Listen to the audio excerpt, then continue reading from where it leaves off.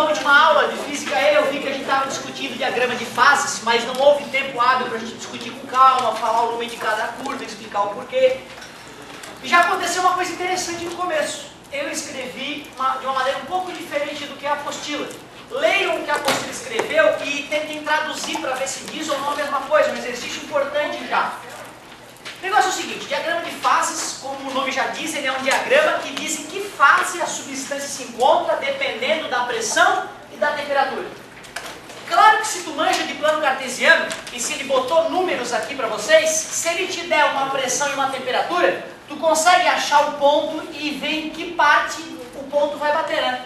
Se cair nessa parte, a substância está no estado sólido. Se o ponto cair entre essas duas curvas, líquido. E em qualquer outro ponto, gasoso. Show de bola. Se tu pegar a grande imensa maioria das substâncias, seja a substância da tabela periódica, né, os elementos, seja uma substância do dia a dia, que já é uma mistura, por exemplo, água, né, que não é nem oxigênio nem hidrogênio, é água.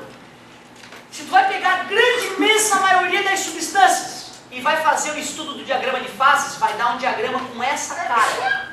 Pode fechar um pouco mais essa curvinha, pode abrir, uns vão mais para cima, outros terminam um pouco antes, pode inclinar um pouco mais para baixo, um pouco mais para cima. Porém, o gráfico fica com essa geometria. Se tu vai fazer com algumas raras substâncias que se dilatam ao congelar, como por exemplo, o maior nome, água, o diagrama fica quase com a mesma estrutura, exceto essa perninha, que nós já vamos dar nome para ela, que vem para o lado oposto, formando o chifrinho diabólico que eu brincava com a galera. Então, pessoal, além da água, professor, diz mais uma, ferro. Ferro é uma substância que também tem dilatação anômala. Quando o ferro está fundido, ele ocupa um volume. Quando ele solidifica, ele ocupa um volume maior, certo? Em vez de ele encolher ao solidificar, como é a maioria das outras substâncias, certo? É por isso que o ferro é o elemento que mata uma estrela. Quando no núcleo da estrela está começando a ocorrer um processo de fusão entre os átomos e produzindo ferro, a estrela provavelmente vai virar uma supernova e vai explodir, certo? Mas é outra história, não precisava nem ter falado isso. Então, substâncias de dilatação anômala, o diagrama de fases fica levemente alterado, mas a denominação não muda. Essa curva AB não está separando o sólido do gasoso? E para a passagem do sólido para o gasoso não é chamada de sublimação?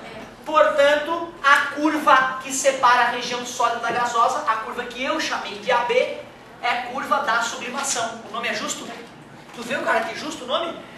Qual é o nome da mudança de estado físico quando passa de sólido para líquido? Isso, fusão ou solidificação, não é isso? Portanto, a curva BD é chamada de curva da fusão ou solidificação. Está aqui, ó, curva da fusão. Beleza? A colega viu que na aula passada eu troquei o B pelo C. Tá? Cuidado, galera. Tu vê, eu não decorei nada. Não existe onde é o A, o B e o C. Fui eu que selecionei. Se tu quiser eu chamar de X, Y, Z e W, não tem problema. O que importa é que essa curva que separa o sólido do líquido é curva da fusão. Será que eu poderia chamar de curva da solidificação também? Né? Porque é o sentido oposto, então é incomum, mas também não estaria errado chamar de curva da solidificação. A curva BC separa o líquido do gasoso. Passagem do líquido para o gasoso é vaporização. Tem 3 maneiras da vaporização ocorrer, né? Nós vamos revisar já. Então, por isso que aquela curva, a curva BC é a curva da vaporização, certo? Sem estresse. O ponto B, eu lembro que eu já tinha te falado, né? Que é o ponto triplo. É um ponto quase mágico. Naquela temperatura e naquela pressão, os 3 estados físicos ficam em equilíbrio. Uma coisa que no nosso dia a dia não parece ser possível, mas é. Toda substância tem o seu ponto triplo. Então, no ponto triplo do tungstênio, que é o metal com maior ponto de fusão, tu vai ver tungstênio líquido, tungstênio sólido e tungstênio gasoso. Tudo ao mesmo tempo. Mesmo tungstênio sendo um metal. Não tem esse problema. Beleza? Por mais que, né, seja difícil de acreditar, é a mais pura verdade. Os nomes não mudaram em nada quando a substância sofre dilatação ao solidificar, não mudou nada. Só aquela curvinha ali fica diferente. E isso tem uma consequência, lembra da patinação no gelo? É só pelo fato de a água ter uma dilatação anômala que a patinação no gelo é possível. Assim, o gelo está no estado sólido, tu vai lá e aperta o gelo com o patins que é fininho, né? Quando tu faz isso, tu aumenta a pressão. E quando tu aumenta a pressão, ele vai para o estado líquido, mantendo a mesma temperatura. Então a pista está a menos 10 graus, tudo congelado. Quando tu pisa com o teu patins na pista, embaixo do teu patins fica uma lâmina de água líquida. E a água líquida escorrega. Então gelo não escorrega, o que escorrega é a película de água que se forma entre você e o gelo. Beleza? Show de bola. Então sempre que tu quer saber se é uma substância que é anômala que nem a água ou não, bota o dedinho na fase sólida e aumenta a pressão. Se tu conseguir ir para a fase líquida, é uma substância de dilatação anômala. Fala, querido. E é por isso também que quando você for montar uma casa, você não medir direitinho, depois fica toda rachada. Isso tem mais a ver, na verdade, com a dilatação dos materiais de maneira geral, certo? Mas tem a ver com a dilatação. E aí tu imagina, se tu pega um material que tem dilatação normal e um material que tem dilatação anômala e botar um perto do outro, se eles forem mudar de fase, vai ter uma consequência bem grave, né? Que enquanto um está encolhendo ou está dilatando, então as rachaduras serão, né, maiores. E isso acontece com o piso e é o que nós vamos ver já em seguida. Lembra da dilatação linear, dilatação superficial e dilatação volumétrica? Delta L igual a L0 vezes alfa vezes delta T, que já é no volume 3. Terminando isso, a gente começa com detalhe essa parte. Desculpa, perdão. Vamos continuar aqui mais uma discussãozinha. Ó. Ali eu botei o nomezinho de cada curva. Mas tem mais coisinha pra gente falar.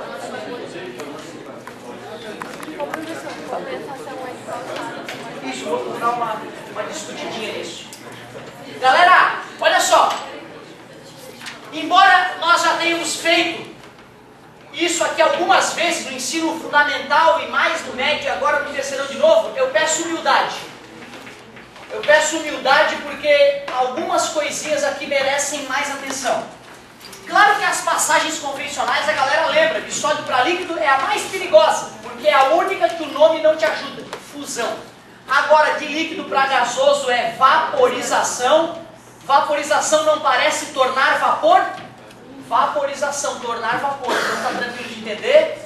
Liquefação. Depois, tornar-se líquido, né? E solidificação, tornar-se sólido. Solidificação. A passagem direta do sólido para o gasoso, vocês conhecem. Sublimação. Às vezes, em alguns livros mais antigos, tu vê ressublimação na volta. Mas é mais raro. Geralmente é sublimação tanto na ida quanto na volta. Só que agora, galera, algumas dessas transformações, dependendo da maneira como ela vai ocorrer, ela ganha um nome diferente. O caso mais importante seria o da vaporização. Porque a vaporização, ela via de regra, pode ocorrer de 3 maneiras distintas. Pode ser de maneira lenta e natural, a evaporação. Não se esqueça que agora, nesse momento, tem muitas moléculas de água que estão no estado líquido no teu corpo e estão indo para o estado gasoso fora do teu corpo. Então na tua pele agora está ocorrendo evaporação o tempo inteiro.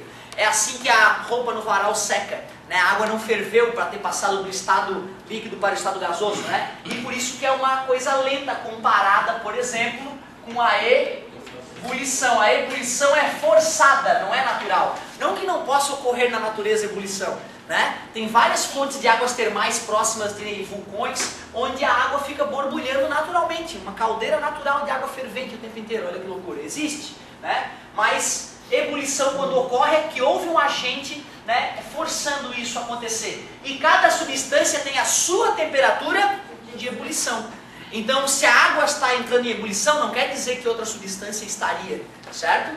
Então, cada substância tem o seu ponto. Aliás, galera, é a ebulição que separa a evaporação, né? É a temperatura de ebulição que define se está em evaporação ou ebulição. E é marcante, né? Quando está em ebulição, já vem borbulhando. E se esquecer a panela naquela situação, logo acabou a água toda. É rápido pra caramba. Deixa a panela desligada para tu ver quantos meses vai demorar para a água da panela acabar. Vai acabar uma hora. Uma hora, se deixar uma panela parada no canto da casa, a água vai evaporar toda, certo? Só que pode demorar muito tempo, vários meses. Enquanto a ebulição é minutos, 10, 20 minutos fervendo no fogo, a água toda da panela foi embora, certo? E aquela que é instantânea, calefação. Usou a panela, está quentíssima ainda, não é legal jogar direto na água, não faz bem para a têmpera da panela, né? Pode modificar as características do metal da panela. Pode ser uma panela agora que vai durar menos, vai arranhar mais fácil, vai descascar. Mas se tu faz isso, né? Tem aquele barulhinho legal, né? Tem aquela fumaçada que sai, né? O vapor d'água. A água estava líquida, a 20 graus, vamos supor, a temperatura do ambiente. E quando ela bateu na superfície da panela a 150, 200 graus, ela instantaneamente foi para o estado gasoso. Ela não esquentou até 100 e depois foi. Né? O susto é tão grande, digamos assim, que ela evapora, vaporiza instantaneamente. Então, vaporização serve tanto para evaporação, ebulição ou calefação, que são as três maneiras de acontecer. Aí a colega perguntou, professor, o que é a condensação? Condensação é, por exemplo, quando tu chega perto de um vidro e respira perto do vidro ou fala perto do vidro. Tu vai ver que vão formar gotículas ali, né? Se as gotículas se formaram e tu não está vendo água nenhuma sair da minha boca agora, como é que aquelas gotículas de água se formaram ali? É o vapor se transformou em líquido, certo? Então é uma liquefação. Só que quando a liquefação ocorre, quando o vapor encosta numa superfície resfriada, certo? Aí é chamado de condensação. Ou seja, a condensação é o caso especial da liquefação. Pegar água no estado de vapor, botar num freezer e esperar ela virar líquido, é uma liquefação genérica. Agora, tu pega vapor e bate num vidro gelado, e aí o vapor gruda em forma de gotículas de água. Aí é uma liquefação chamada condensação, certo? Condensou, beleza? Beleza, galerinha. Manda. O sólido do gasoso pode ser tipo gelo seco, mas do gasoso pro sólido não sei. A melhor experiência, cara, minha professora não fez, a safada não fez comigo, mas eu lembro que alguns colegas meus tiveram essa experiência, fiquei com ciúme. Era o seguinte, a professora lá do primário ainda, lá do primário, a professora mandava trazer naftalina, né? Naftalina era mais famoso do que é hoje, e aí, o Zezinho vai trazer uma garrafa d'água, a fulaninha vai trazer naftalina, aí trazia na sala de aula, né? O professor demorava uns 50 minutos para botar a naftalina lá no fundo do pote e vedar a garrafa, botava uma rolha e prendia a garrafa. Olhem que bonitinho, aí passava de mão, a galera se chacoalhava, estava feliz. Aí deixa lá num cantinho, sempre tem um armário na escola primária, né, onde guarda os trabalhinhos. Aí ficava lá. Aí a cada semana que passava a professora na aula de ciência, vamos ver o que aconteceu com a garrafinha. E o que a galera ia percebendo, pessoal, é que as naftalinas iam diminuindo de tamanho e ia começando a aparecer um pó branco aqui assim, ó, grudado na garrafa. O que está acontecendo? Aí a professora mostrava, né? Que a naftalina estava indo para o estado gasoso e aí subia a garrafa e quando esse vapor de naftalina batia no vidro geladinho lá em cima, condensava de novo. E a naftalina ficava em pó grudada ali na garrafa. Então essa experiência boba te mostra a sublimação e a ressublimação ocorrendo lá em cima, né? Certo? Mas eu te confesso, não é o normal é a sublimação, né? Não a ressublimação. A gente tem que dar uma forçadinha para poder ver a ressublimação acontecendo. Boa pergunta, garoto. Galerinha, alguém lembra o que é o estado do plasma? Estado de plasma? É um estado gasoso que está tão excitado que chega a brilhar, emitir luz. Então, se é um estado gasoso e está brilhando, é um estado de plasma, certo? O famoso plasma da lâmpada fluorescente, beleza? Esse plasma aí é o quente ou é o frio?